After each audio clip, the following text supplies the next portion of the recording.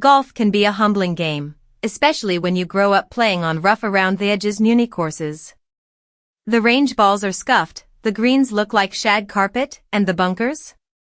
Well, let's just say they're not exactly the pristine white sand traps you see on TV. But for many of us, that's where the real learning happens.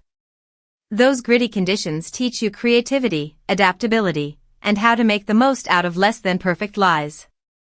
After years of playing on courses like that, you pick up some clever shots, lobs off hardpan, chips from divots, putts that bounce and hop through craters.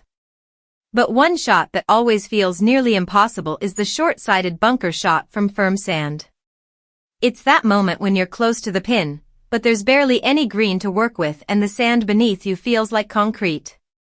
For most golfers, this shot is terrifying.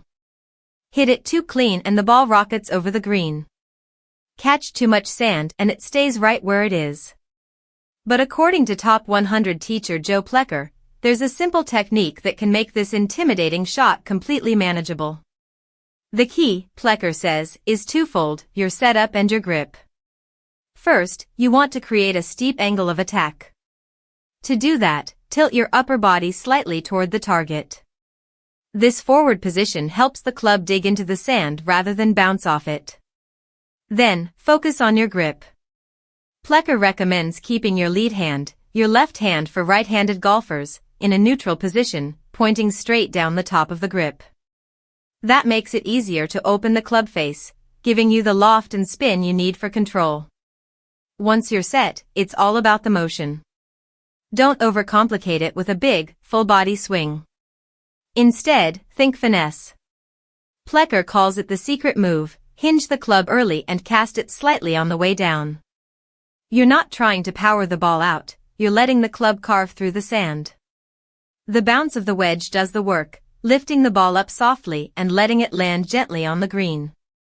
When done right, this technique turns a nightmare shot into a confidence booster.